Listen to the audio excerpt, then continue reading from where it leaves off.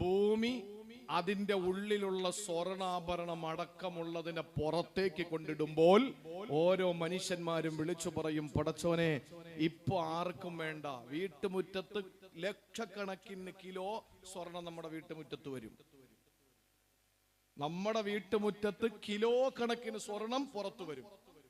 എപ്പോഴാ?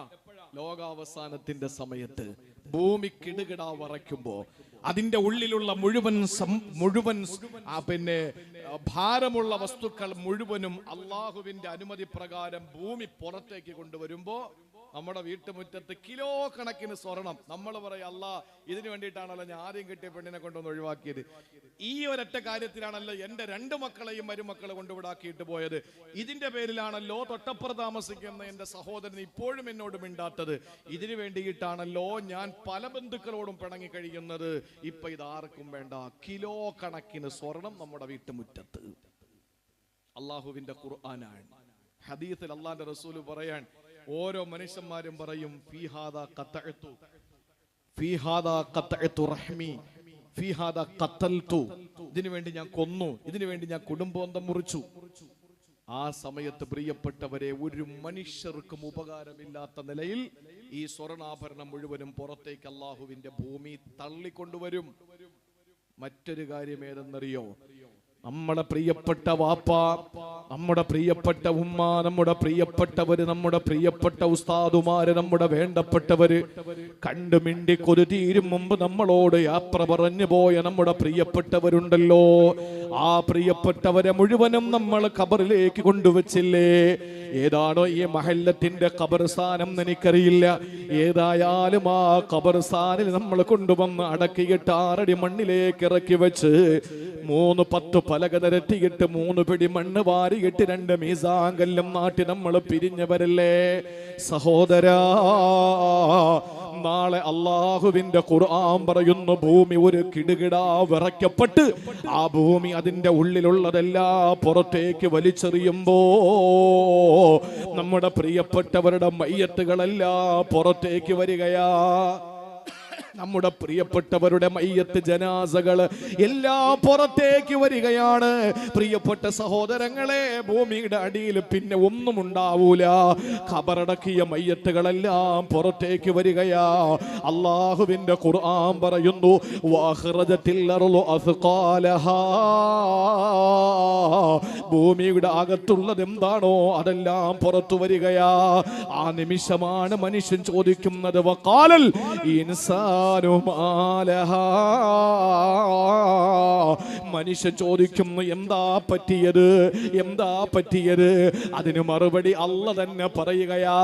അന്ന് അള്ളാന്റെ മറുപടിയല്ല വരുന്നത്. മനുഷ്യൻ ചോദിക്കുന്നു, എന്താ പറ്റിയത്? ആ സമയത്ത് മറുപടി പറയുന്നത്, യൗമഇദിൻ തുഹദ്ദിസു അഖ്ബാറഹാ.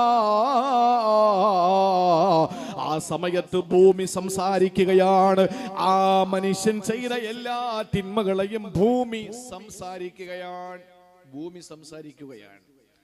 എന്താ? മനുഷ്യരെയും ജിന്നുകളെയും കൂടെ ഒരുമിച്ച് പറയുന്ന ഒരു വാക്കുണ്ട്, മുത്തഅല്ലിമീങ്ങൾക്കറിയാം. സഖലൈനി എന്നാണ്. സഖലൈനി എന്ന് മനുഷ്യരെയും കൂടെ ചേർത്തിട്ട് പറയുന്ന ഒരു പേരാണ് സഖലൈനി. എന്താണ് ഈ സഖലൈനി എന്ന്?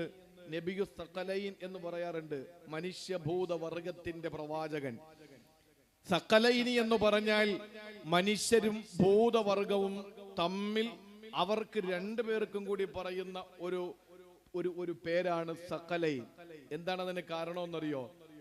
മനുഷ്യരെയും ജിന്നുകളെയും സഖലൈനി എന്ന് പറയാൻ കാരണം, ലിഅന്നൽ അർള തസ്ഖുലു ബിഹിം അഹ്യാഅൻ വ അംവാത. ജീവിച്ചിരിക്കുമ്പോ മരിച്ചു കഴിഞ്ഞാലും ഈ ഭൂമിക്ക് ഭാരം മനുഷ്യരും ജിന്നുകളുമാണ്. അതുകൊണ്ടാണ് സഖലൈനി എന്ന് പറയുന്നത്. അസ്ഖാലഹ, അതിന്റെ ഭാരം പുറത്തേക്ക് വരിക എന്ന് പറഞ്ഞാൽ, മനുഷ്യരെ എടുത്ത് കബറടക്കിയ മനുഷ്യന്മാരെ മുഴുവനും ഭൂമി എടുത്ത് മുകളിലേക്ക് കൊണ്ടുവരും. നമ്മുടെ വാപ്പ, നമ്മുടെ ഉമ്മ, അപ്പോഴാർക്കും അതിലേക്കൊരു നോട്ടം ഉണ്ടാവൂല. ആ സമയം വല്ലാത്തൊരു ഭീതിജനകമാണ്. ലക്ഷക്കണക്കിന് കിലോ സ്വർണം നമ്മുടെ മുമ്പിൽ കിടക്കുമ്പോ അതിലേക്ക് നോട്ടമില്ല. പിന്നെയാണോ എന്നോ മരണപ്പെട്ടു പോയ വാപ്പാടെ മയ്യത്തെടുത്ത് മുകളിലേക്ക് കൊണ്ടുവരുന്ന ആ ഭൂമിയുടെ പ്രവൃത്തി നോക്കി നിൽക്കാൻ ആരും മെനക്കെടൂല. വല്ലാത്തൊരവസ്ഥയാണ്. ആ ഭൂമി ഓരോ വാക്കുകളും നമ്മുടെ മുന്നിൽ വിളിച്ചു പറയും. അല്ലാഹുവിന്റെ റസൂല് ചോദിച്ചു സഹാബത്തിനോട്, സഹാബാ അതദറൂന മാ ഇഖ്ബാറുഹാ, നിങ്ങൾക്ക് ഇപ്പോഴും മനസ്സിലാകാത്തൊരു കാര്യമുണ്ട്. ഭൂമി എന്താണ് വിളിച്ചു പറയുന്നതെന്നല്ലേ? അത് സഹാബത്തിനും തിരിഞ്ഞില്ല. ആരംഭപ്പൂവായ റസൂല് സഹാബത്തിനോട് ചോദിക്കുന്നു, അതദറൂന മാ ഇഖ്ബാറുഹാ, സ്വഹാബത്തെ എന്താണ് ഭൂമി വിളിച്ചു പറയുന്നതെന്ന് നിങ്ങൾക്കറിയുമോ?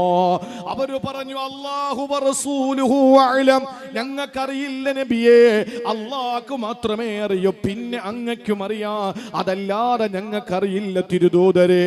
ആ സമയത്ത് റസൂലുള്ള പറഞ്ഞ വാക്കം തന്നറിയോ?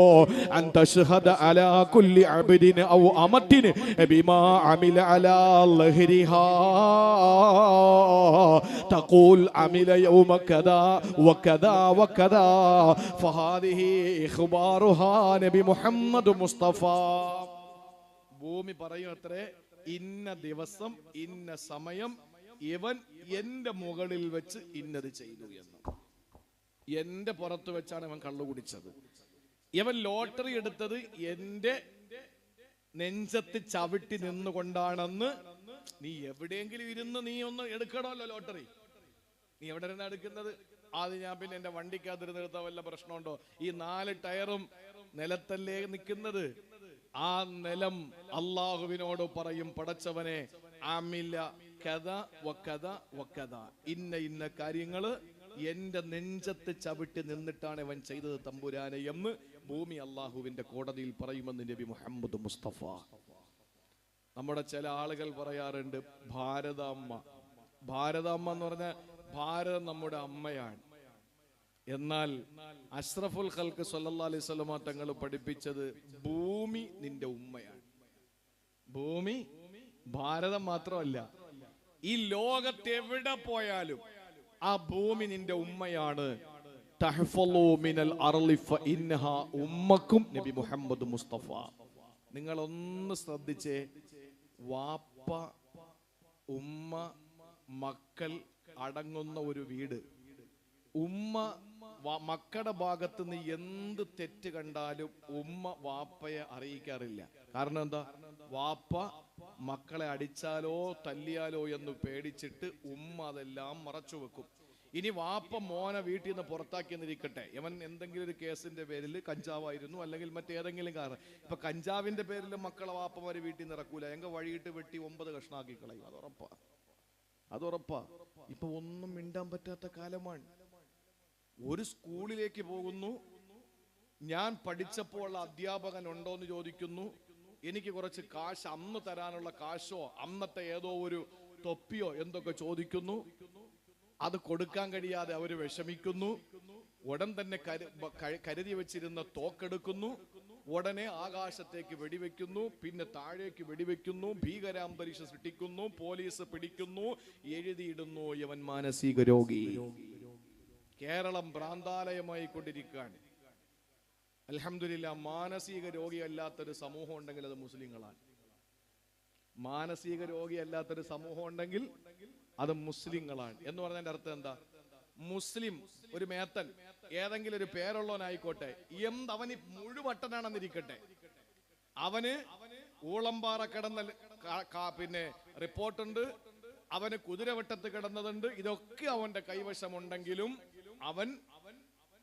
അവന്റെ പേര് മുസ്ലിം ഭീകരൻ. അവന് മാനസിക രോഗ സർട്ടിഫിക്കറ്റ് കൊടുക്കൂല.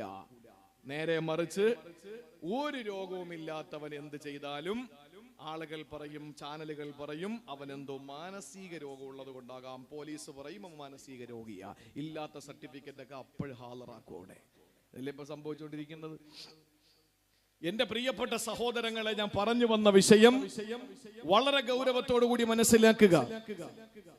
നമ്മൾ ഏതൊരു തെറ്റ് ചെയ്യുന്നു, എവിടെ നിന്നാ ചെയ്യുന്നത്, ആ ചെയ്യുന്ന സ്ഥലം അള്ളാഹുവിനോട് വിളിച്ചു പറയും, പടച്ചവനെ എന്റെ നെഞ്ചത്ത് നിന്നാണ് അവൻ ഈ പ്രവൃത്തി ചെയ്തത്, എന്റെ നെഞ്ചത്ത് നിന്നുകൊണ്ടാണ് ഈ പ്രവൃത്തി അവൻ ചെയ്തത്. ഇത് വിളിച്ചു പറയും, ഉറപ്പാണ് ഭൂമി വിളിച്ചു പറയുമെന്ന് ആദരവായ പ്രവാചകൻ നബി മുഹമ്മദ് മുസ്തഫ. അതുകൊണ്ടാണ് ഞാൻ പറഞ്ഞത്, ഭൂമി നമ്മുടെ ഉമ്മയാണ്. മക്കൾ എന്തെങ്കിലും കുരുത്തക്കേട് കാണിച്ചാൽ ഉമ്മ വാപ്പയെ അറിയിക്കാതെ മറച്ചു വെക്കും. ഇനി വാപ്പ അറിഞ്ഞ് അവനെ വീട്ടിൽ നിന്ന് പുറത്താക്കി ഭക്ഷണം കൊടുക്കരുതെന്ന് വാപ്പാടെ ഉത്തരവ് വരും. പാവപ്പെട്ട ഉമ്മ എന്താ ചെയ്യുന്നത്? വാപ്പ ഉറങ്ങുമ്പോ മകന് മതിലിലൂടെ ആഹാരം കൊടുക്കും. ഉമ്മ സ്നേഹം മാത്രമല്ല, ഉമ്മ ഏറ്റവും കൂടുതൽ നമ്മുടെ തെറ്റുകൾ മറച്ചു വെക്കുന്ന, ഏറ്റവും കൂടുതൽ നമ്മുടെ തിന്മകൾ മറച്ചു വെക്കുന്ന ഒരു പ്രതീകമാണ് നമ്മുടെ ഉമ്മ. ആ ഉമ്മയെ കമ്പയർ ചെയ്ത് ഉമ്മയിലേക്ക് ചേർത്ത് പറഞ്ഞുകൊണ്ട് അഷ്റഫുൽ ഖൽഖ് പറയുന്നു, ഭൂമി നിങ്ങളുടെ ഉമ്മയാണ് എന്ന് പറഞ്ഞാൽ ഭൂമി ഒന്നും ആരോടും പറഞ്ഞിട്ടില്ല. ഇന്ന് കള്ള് കുടിച്ച ആളുകൾ നമ്മളില്ല, നമ്മുടെ കൂട്ടത്തിലുള്ള ആളുകൾ കള്ള് കുടിച്ചിട്ടുണ്ടെങ്കിൽ ആ കള്ള് കുടിച്ച വിവരം, പണ്ടാണെങ്കിൽ ചാരായം കുടിച്ചവൻ, കള്ള് കുടിച്ചവൻ 7 അയൽപക്കത്തൂടെ പോയാൽ മതി, അതിന്റെ നാറ്റം ലോകം മൊത്തം അടിക്കും. പക്ഷെ ഇപ്പൊ അതല്ല. ഇപ്പൊ പുതിയ പുതിയ സാധനങ്ങളൊക്കെ ഇറങ്ങിയിട്ടുണ്ടെന്നാണ് കുടിക്കുന്നവരും അതറിയുന്നവരും പറയുന്നത്. അതെന്ത് സാധനം എന്ന് ചോദിച്ചാൽ, നമ്മൾ അടുത്ത് വരുമ്പോൾ നമ്മൾ പറയും നല്ല പെർഫ്യൂമിന്റെ മണമല്ല, നല്ല മുല്ലപ്പൂവിന്റെ മണമാണല്ലോ എന്നൊക്കെ പറയും. സത്യത്തില് ഇത് വിവിധ ഇനം നിറക്കൂട്ടുകളുള്ള മനോഹരമായി അവർ കുടിക്കുന്ന മദ്യത്തിന്റെ മണങ്ങളാണ് ഇതൊക്കെ എന്നൊക്കെയാണ് പറയപ്പെടുന്നത്. അല്ലാഹു ആലം. ഞാൻ ഇനി പറഞ്ഞാൽ ചോദിക്കും, നിങ്ങൾ കുടിച്ചിട്ടുണ്ടോ എന്ന് ചോദിക്കും. ഇപ്പൊ കുടിക്കുന്നതിന് തൊപ്പിയും ദാടിയൊന്നും ഒരു തടസ്സം ആകാത്തൊരു കാലത്താണ് നമ്മൾ ജീവിക്കുന്നതും, അല്ലേ?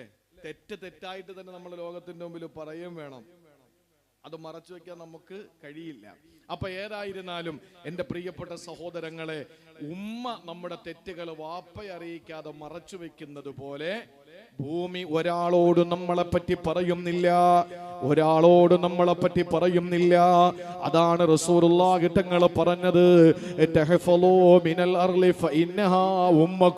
നിങ്ങളുടെ ഉമ്മയാണ് ഭൂമി, അതുകൊണ്ട് നിങ്ങൾ നിങ്ങളുടെ ഉമ്മയെ സൂക്ഷിക്കണേ.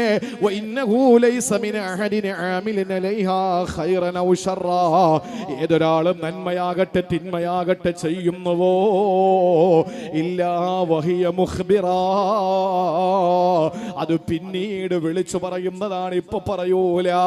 അള്ളാന്റെ കോടതിയിൽ ചെല്ലുമ്പോ ഈ ഭൂമി ഓരോ തിന്മകളെ പറ്റിയിട്ടും വിളിച്ചു പറയുമെന്ന് അള്ളാന്റെ ഹബീബ് നബി മുഹമ്മദ് മുസ്തഫ. അതുകൊണ്ട് സഹോദരങ്ങളെ, നമ്മൾ ചെയ്യേണ്ടത് എന്തെന്നറിയോ? നേരത്തെ ഞാൻ പറഞ്ഞു, മലായിക്കത്തുകളെ സ്വാധീനിക്കാനുള്ള വഴി ഏതാണ്? അസർ സുബ്ഹി വഖ്തുകൾ വളരെ ജാഗ്രതയോടെ പെരുമാറുക. എന്നാൽ ഭൂമിയാകുന്ന രണ്ടാമത്തെ സാക്ഷിയെ സ്വാധീനിക്കേണ്ടത് എങ്ങനെയെന്നറിയോ?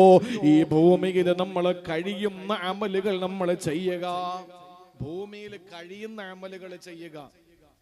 വ്യത്യസ്തമായ സ്ഥലങ്ങളിൽ നിന്ന് നിസ്കരിക്കുക, വ്യത്യസ്തമായ സ്ഥലങ്ങളിൽ നിന്ന് ഓതുക. നമ്മൾ സാധാരണ വീട്ടില് നമ്മൾ നിസ്കരിക്കുന്ന മുസല്ല അല്ലെങ്കിൽ ഓതുന്ന ഖുർആനും നമ്മുടെ ചുമരുകൾ, പള്ളിയുടെ മറ്റ് വസ്തുക്കൾ, ഇതെല്ലാം നാളെ പരലോകത്ത് സാക്ഷിയാവുന്നല്ലേ? അപ്പൊ നമ്മളെ മുന്നിൽ അള്ളാഹുവിന്റെ കോർട്ടില് ഈ ഭൂമി ലോകത്തുള്ള സകല വസ്തുക്കളും ഭൂമിയോട് ബന്ധപ്പെട്ട് കിടക്കുന്ന മറ്റു വസ്തുക്കൾ മുഴുവനും അനുകൂലമായി സാക്ഷി നിൽക്കുന്നതിന് വേണ്ടി അമലുകൾ ചെയ്യണം. നമ്മുടെ യാത്രകളിൽ ഉണ്ടാകുന്ന ഒരു നേട്ടം എന്ന് പറഞ്ഞാൽ, അൽഹംദുലില്ലാ, കേരളത്തിന്റെ അങ്ങോളം ഇങ്ങോളമുള്ള എല്ലാ പള്ളികളിലും, ഒട്ടുമിക്ക പള്ളികളിലും നിസ്കരിക്കാൻ ഭാഗ്യം കിട്ടിയിട്ടുണ്ട്, നമസ്കരിക്കാനുള്ള ഭാഗ്യം കിട്ടിയിട്ടുണ്ട്. ഓരോ യാത്രകളില് ആ യാത്ര പോകുന്ന സമയത്ത് ബാങ്കിന്റെ ടൈം ആകുമ്പോൾ നമ്മൾ ഇറങ്ങി നമസ്കരിക്കുമ്പോൾ ആ പള്ളികളിൽ നാളെ ആ പള്ളികൾ നമുക്ക് സാക്ഷിയാണ്. സ്ഥിരമായി നിസ്കരിക്കുന്ന പള്ളികൾ മാത്രമല്ല. അതുകൊണ്ട് ആദ്യം പറഞ്ഞത്, മഹാന്മാരൊക്കെ ഫുഖഹാക്കൾ പഠിപ്പിച്ചത്, ഒരു നിസ്കാരം കഴിഞ്ഞാൽ അപ്പുറത്തോട്ട് മാറി നിന്നിട്ട് നിസ്കരിക്കണം. അപ്പുറത്തോട്ട് മാറി നിന്ന സുന്നത്ത് നിസ്കരിക്കേണ്ടത്. ഒരു ചെറിയ വ്യത്യാസം, എല്ലാ റബ്ബിന്റെ മുമ്പിൽ സാക്ഷി നിൽക്കും. നമ്മൾ ചൊല്ലുന്ന ഉറക്കെ നമ്മൾ ചൊല്ലുന്ന തക്ബീറുകൾ, ഇതിനൊക്കെ ഈ മരങ്ങൾ സാക്ഷിയാണ്. അള്ളാഹു നമ്മളെ പരലോകത്തെ സാക്ഷികൾ, അനുകൂലമായി അമലുകൾക്ക് സാക്ഷി നിൽക്കുന്ന ഭൂമിയും ഭൂമിയോട് ബന്ധപ്പെട്ട വസ്തുക്കളെയും അള്ളാഹു നമുക്ക് നൽകി അനുഗ്രഹിക്കുമാറാവട്ടെ. മറക്കരുത്, ഒന്ന് മലായിക്കത്ത് സ്വാധീനിക്കാനുള്ളത് എങ്ങനെയാ? അസർ സുബ്ഹി അവരുടെ ആ പോക്കുവരവിന്റെ സമയമാണ്.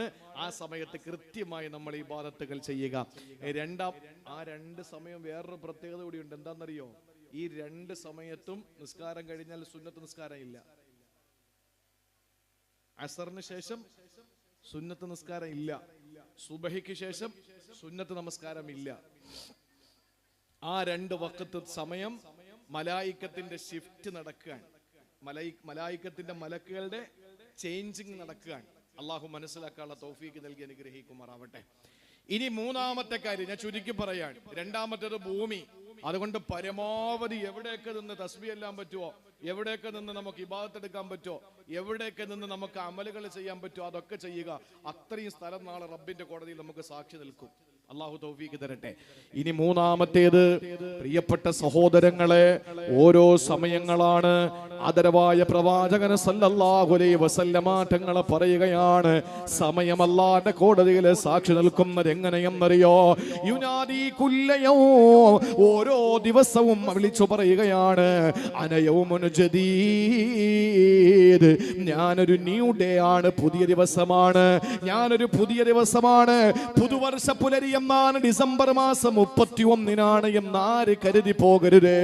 അത് കലണ്ടറിൽ ഉണ്ടായതാണ്. പ്രിയപ്പെട്ടവരെ, ഓരോ ദിവസവും നമുക്ക് പുതുവർഷം തന്നെയാണ്. ഇന്നെന്താണ്? വ്യാഴാഴ്ച ദിവസമാണ്, വെള്ളിയാഴ്ച രാവാണ്. ഈ വ്യാഴാഴ്ച ദിവസം നമുക്ക് നഷ്ടപ്പെട്ടു പോയെങ്കിൽ ഇനി നമ്മൾ കരുതും അടുത്ത വ്യാഴാഴ്ച നമുക്ക് ചെയ്യാ. അല്ല അല്ല, അടുത്ത വ്യാഴാഴ്ച വരുന്നത് പുതിയ ദിവസമാണ്. കാരണം ഓരോ ദിവസങ്ങൾ കഴിയുമ്പോ ആ ദിവസം അല്ലാഹുവിന്റെ കോടതിയിലാണ് സ്ഥിരപ്പെടുന്നത്.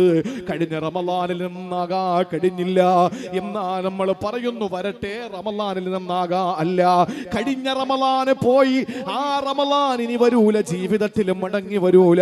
ആ റമളാൻ അല്ലാഹുവിന്റെ അടുക്കൽ സ്ഥിരപ്പെട്ടിരിക്കുകയാണ്. പിന്നെ വരുന്ന റമളാൻ പുതിയ റമളാനാണ്.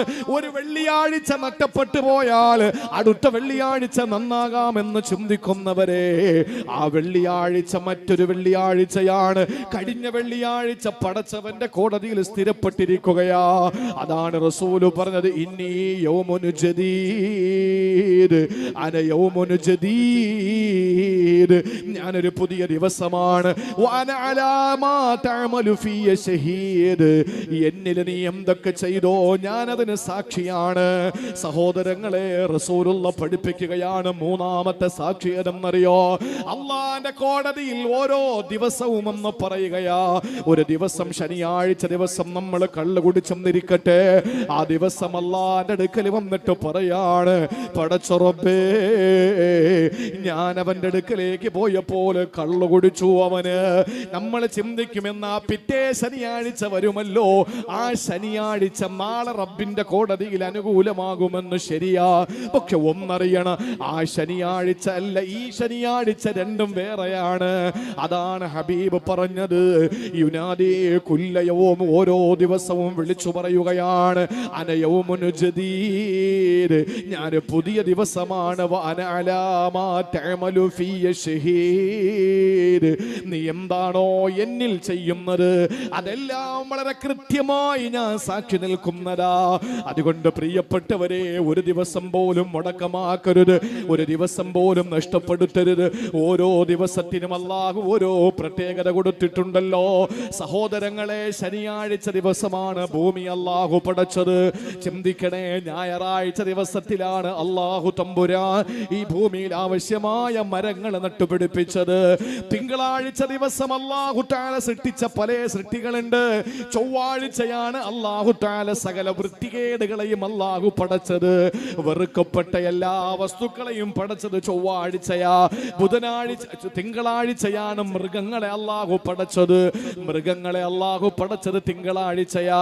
ശനിയാഴ്ച ഭൂമിയെ പടച്ച അല്ലാഹ്, ഞായറാഴ്ച അതിനാവശ്യമായ മരങ്ങളെ നട്ടുപിടിപ്പിച്ച അല്ലാഹ്, തിങ്കളാഴ്ച മൃഗങ്ങളെ പടച്ച അല്ലാഹ്, ചൊവ്വാഴ്ച വെറുക്കപ്പെട്ട എല്ലാ വസ്തുക്കളെയും പടച്ചെങ്കിൽ ബുധനാഴ്ച അല്ലാഹു പടച്ചത് എന്തെന്നറിയോ? പ്രകാശത്തെയാ. അല്ലാഹു ബുധനാഴ്ച പ്രകാശത്തെ സൃഷ്ടിച്ചിരിക്കുകയാ. എന്റെ പ്രിയപ്പെട്ട സഹോദരങ്ങളെ, വ്യാഴാഴ്ച അല്ലാഹു മറ്റ് ജീവജാലങ്ങളെ പടയ്ക്കുകയാ. വെള്ളിയാഴ്ച അല്ലാഹു മനുഷ്യനെ പടയ്ക്കുകയാ. ഓരോ ദിവസത്തിനും ഓരോ പ്രത്യേകത തന്നെയാ ഉള്ളത്. എല്ലാ ദിവസങ്ങളും ഒരുപോലെയല്ല, എല്ലാ രാത്രിയും ഒരുപോലെയല്ല. ഏറ്റവും ശ്രേഷ്ഠമായ രാത്രി ഏതാണ്? വമാ അദ്റാക മാ ലൈലത്തുൽ ഖദ്ർ, ലൈലത്തുൽ ഖദ്രി ഖൈറും മിൻ അൽഫി ശഹ്ർ, 1000 മാസങ്ങളെക്കാൾ ശ്രേഷ്ഠമായ ലൈലത്തുൽ ഖദർ, അതാണ് ഏറ്റവും ശ്രേഷ്ഠമായ രാത്രി. എല്ലാ രാത്രികളും ഒരുപോലെയല്ല. ശഅബാൻ മാസത്തിന്റെ 15ാമത്തെ രാത്രിയുണ്ടല്ലോ, ഹബീബിന്റെ പ്രിയപ്പെട്ട ഭാര്യ സയ്യിദത്തുനാ ബീവി ആയിഷ റളിയല്ലാഹു അൻഹ തന്റെ കിടക്കയിൽ റസൂലുള്ളാഹിനെ കാണുന്നില്ല. ഇന്ന് എന്റെ കിടക്കയിൽ എന്റെ പ്രവാചകനില്ലെങ്കിൽ തൊട്ടടുത്ത പള്ളിയിൽ കാണുമെന്നറിയാ. ആയിഷ ബീവി എഴുന്നേറ്റ് പള്ളിയിൽ നോക്കുമ്പോ അവിടെ കാണുന്നില്ല. ഒരു പെണ്ണിന്റെ ഹൃദയത്തിന്റെ വേദന അറിയുമല്ലോ, ഒരു സ്ത്രീയുടെ നെഞ്ചിടിപ്പിന്റെ വേഗത അറിയുമല്ലോ. അവരുടെ മനസ്സ് പതറാ തുടങ്ങി. അള്ളാഹുവിന്റെ റസൂല് ഏതെങ്കിലും ഭാര്യമാരുടെ വീട്ടിലുണ്ടാകുമോ എന്ന് ഓരോ ഭാര്യമാരുടെ വീട്ടിലും ചെന്ന് കരകിരമുട്ടി. അവര് പറഞ്ഞു, ഇല്ല ആയിഷ, ഇവിടെ ഇല്ല. അവർക്കാകെ വെപ്രാളമായി, സംഭീതയായി, പരിഭ്രമചിത്തയായി, അവര് വിഷാദ വിഷണ്ണയായി, വ്യാകുല വിഹ്വലയായി അവര് ഓടുകയാണ്. എവിടെയാണ് എന്റെ റസൂൽ അപകടത്തിൽ പെട്ടുവോ? നോക്കുമ്പോൾ ജന്നത്തുൽ ബഖീന്റെ ഭാഗത്തൊരു വെളിച്ചം കാണുകയാ. ഏത് വെളിച്ചമാണ്? അല്ലാഹുവിന്റെ റസൂലിന്റെ നെറ്റിത്തടത്തിൽ നിന്ന് അടിച്ചു വീശുന്ന വെട്ടമുണ്ടല്ലോ, ആ നൂറ്, ആ പ്രകാശമുണ്ടല്ലോ. ഇന്ന ബൈതന അന്ത സാകിനുഹു ലൈസ മുഹ്താജൻ ഇല സുറുജി. എന്താ വെറുതെ വന്നിരുന്ന് പാടുന്നത് കേൾക്കുമ്പോ, അത് പറയുന്നത് കേൾക്കുമ്പോ ദൂരെ മാറി നിന്നെന്തായി പറയുന്നത് എന്ന് ചിന്തിച്ചാലേ പോലെ ചെറുപ്പക്കാരാ. ഇന്ന ബൈതൻ അന്ത സാകിനുഹു, നബിയെ അങ്ങ് താമസിക്കുന്ന വീട്, ലൈസ മുഹ്താജൻ ഇല സുറുജി, ഒരു വിളക്കിന്റെ ആവശ്യം ആ വീട്ടിലില്ല. ആയിഷ ബീവി റളിയല്ലാഹു തആല അൻഹാ ഒരു ദിവസം തച്ചുകൊണ്ടിരിക്കുമ്പോൾ തന്റെ നൂലിലേക്ക് സൂചി കുരുക്കാൻ നേരത്ത് സൂചി തെറിച്ചു പോവുകയാ. ആ സൂചി കണ്ടുപിടിക്കാൻ ഇന്നത്തെ പോലെ വിദ്യുച്ഛക്തിയുടെ പ്രവാഹമില്ലല്ലോ. ഇന്നത്തെ പോലെ ഹാലജന്റെ പ്രകാശത്തിന്റെ ആ ഒരു പ്രകാശത്തിന്റെ പ്രോജ്വലതയില്ലല്ലോ. കുറ്റിരിട്ടാണ്. എണ്ണ വിളക്ക് കത്തിച്ച് വീട്ടിനകത്ത് വെക്കുകയാ. ആ സമയത്ത് തപ്പിത്തടഞ്ഞു നോക്കി സൂചി കാണുന്നില്ല. അതാ കടന്നു വരുന്നു ലോകത്തിന്റെ മുത്തേ, പ്രകാശ ഗോപുരമേ, നബി മുഹമ്മദ് മുസ്തഫ കടന്നു വന്നപ്പോൾ അവിടുത്തെ നെറ്റിത്തടപ്പിൽ നിന്ന് അടിച്ചു വീശുന്ന പ്രകാശത്തിന്റെ പ്രോജ്വലമായ പ്രഭാകിരണങ്ങൾ കൊണ്ട് സൂചി പോലും നോക്കിയെടുക്കാൻ പറ്റിയെന്ന് ആയിഷ ബീവി പറഞ്ഞല്ലോ. ആ പ്രകാശം ബഖീന്റെ ഭാഗത്ത് നിന്ന് വരികയാ. അല്ലാഹുവിന്റെ റസൂൽ ബഖീന്റെ ഭാഗത്തുണ്ടെന്ന് മനസ്സിലാക്കിയിട്ട് ആയിഷ ബീവി ഓടുകയാ. ഓടി ചെന്നിട്ട് റസൂലുള്ളാഹിനെ വാരി പുണരുകയാ. നബിയേ, നിങ്ങൾ എന്താ പറയാതെ പോയത്? ആയിഷ ബീവിയോട് തങ്ങൾ ചോദിച്ചു, നീ പേടിച്ചു പോയോ? ആയിഷ ബീവി കിട്ടിയ സന്തോഷം, നഷ്ടപ്പെട്ടു പോയ സങ്കടം, ഇതിന്റെ എല്ലാത്തിന്റെയും വികാരത്തിന്റെ സംഗമ വേദികയായിക്കൊണ്ട് ആയിഷ ബീവി ചോദിച്ചത് എന്തെന്നറിയോ? ഒരു കമന്റ് ആയിരുന്നു. ഒന്നിലധികം ഭാര്യമാരുള്ള ഒരു ഭർത്താവിനെ പിന്നെ പേടിക്കാതിരിക്കുവോ? ആയിഷ ബീവി റളിയല്ലാഹു തആല അൻഹ പറഞ്ഞ വാക്കതാ. അവിടെ റസൂൽ പറയുകയാണ്, ആയിഷ, ഇന്നത്തെ രാത്രി അറിയോ, കൽബ് ഗോത്രത്തിന്റെ ആട്ടിൻപറ്റങ്ങളുടെ രോമകൂപങ്ങളെക്കാൾ അള്ളാഹു അടിമകൾക്ക് പാപം പുറത്തു കൊടുക്കുന്ന രാത്രിയാ. കൽബ് ഗോത്രം എന്ന് പറയുന്നത് ധാരാളം ആടുകളെ വളർത്തുന്ന കൗമാണ്. അവരുടെ ആടുകൾക്ക് മറ്റ് കൗമിനില്ലാത്തൊരു പ്രത്യേകതയുണ്ട്, രോമം കൂടുതലാ. അല്ലാഹുവിന്റെ റസൂല് പറഞ്ഞു, കൽബ് ഗോത്രത്തിന്റെ ആട്ടിൻപറ്റങ്ങളുടെ രോമങ്ങളെക്കാൾ പാപം ചെയ്താൽ ഇന്നത്തെ രാത്രി അല്ലാഹ് പുറത്തു കൊടുക്കുന്ന രാവല്ലയോ ആയിഷ? ആ രാവേതാണ്? ബറാത്തിന്റെ രാവാ. സഹോദരങ്ങളെ, എല്ലാ രാത്രികളും ഒരുപോലെയല്ല. ഞാൻ ചോദിക്കട്ടെ, എല്ലാ പകലുകളും ഒരുപോലെയാണോ? ഏറ്റവും ശ്രേഷ്ഠമായ പകലേതാണ്? യൗമ അറഫ. അറഫ ദിവസത്തിന്റെ പകലല്ലേ? 45 ലക്ഷം ആളുകളാണ് ഈ വർഷത്തെ ഹജ്ജിന് വേണ്ടി അറഫയിൽ ഒരുമിച്ച് കൂടിയത്. അറഫാത്തിന്റെ ഏതോ ഒരു ഭാഗത്ത്, ഒരു ടെന്റിന്റെ ഓരത്ത് 45 ലക്ഷം ഹാജിമാരുടെ കൂട്ടത്തിൽ ഈ കഴിഞ്ഞ വർഷം ഈ വിനീതനും ഒരു ചെറിയ സ്ഥലം കിട്ടിയിട്ടുണ്ട്. പ്രിയപ്പെട്ട സഹോദരങ്ങളെ, 45 ലക്ഷം ഹാജിമാർ ഒരുമിച്ച് കൂടുന്ന സംഗമഭൂമി, ആ പരിശുദ്ധമായ അറഫാ ദിവസത്തിന്റെ പകലുണ്ടല്ലോ, അത് ശ്രേഷ്ഠമായ പകലാ. എല്ലാ സായാഹ്നം ഒരുപോലെയാണോ? എല്ലാ വൈകുന്നേരവും ഒരുപോലെയാണോ? എല്ലാ മധ്യാഹ്നവും ഒരുപോലെയാണോ? എല്ലാ സുപ്രഭാതവും ഒരുപോലെയാണോ? അല്ല. എല്ലാ പള്ളികളും ഒരുപോലെയാണോ? അല്ല. എല്ലാ മനുഷ്യരും ഒരുപോലെയാണോ? അല്ല. എല്ലാ സ്ത്രീകളും ഒരുപോലെയാണോ? അല്ല. എല്ലാത്തിനും വ്യത്യസ്തതയുണ്ട്. അതുകൊണ്ട് സമയം പല രീതിയിൽ നമ്മുടെ മുന്നിൽ വരും. നിങ്ങൾ നോക്കിയേ, ഏറ്റവും ശ്രേഷ്ഠമായ അമലുകൾ ചില സന്ദർഭങ്ങളിൽ നിസ്കാരത്തെക്കാൾ പുണ്യമുള്ളതായിരിക്കും. ശ്രദ്ധിച്ച് കേട്ടോ. നമ്മൾ പള്ളിയിൽ ഇഅ്തികാഫ് തസ്ബീഹും തഹ്ലീലുമായിട്ട് ഇങ്ങനെ ഇരിക്കുന്നതിനേക്കാൾ ശ്രേഷ്ഠത ചില സമയങ്ങളിൽ ഔട്ടിൽ പള്ളിയുടെ പുറത്തു നിന്ന് നമുക്ക് കിട്ടും.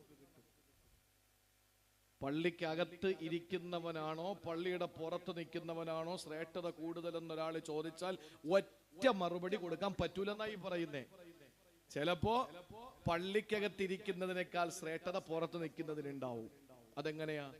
മസ്ജിദുൻ നബവിക്കകത്തിരിക്കുന്ന മഹാനായ ഇബ്നു അബ്ബാസ് റളിയല്ലാഹു അൻഹുയുടെ അടുത്ത് വന്നിട്ട് ഒരാൾ പറഞ്ഞു, ഞാൻ ആകെ സങ്കടത്തിലാണ്, ഞാൻ ഒരാൾക്ക് കുറച്ച് പൈസ കൊടുക്കാനുണ്ട്, കടം വാങ്ങിയതാണ്, ഇപ്പൊ എന്റെ കയ്യിലില്ല, അവധി 2-3 ആഴ്ച കൂടി വാങ്ങിയാൽ കൊള്ളാമായിരുന്നു, പക്ഷെ ഞാൻ ചോദിച്ചാൽ അദ്ദേഹം അവധി തരൂല, നിങ്ങൾ പറഞ്ഞാൽ കിട്ടാൻ സാധ്യതയുണ്ട്. ഇഅ്തികാഫിരിക്കുന്ന ഇബ്നു അബ്ബാസ് തങ്ങൾ എവിടെയാ? മസ്ജിദുൻ നബവി.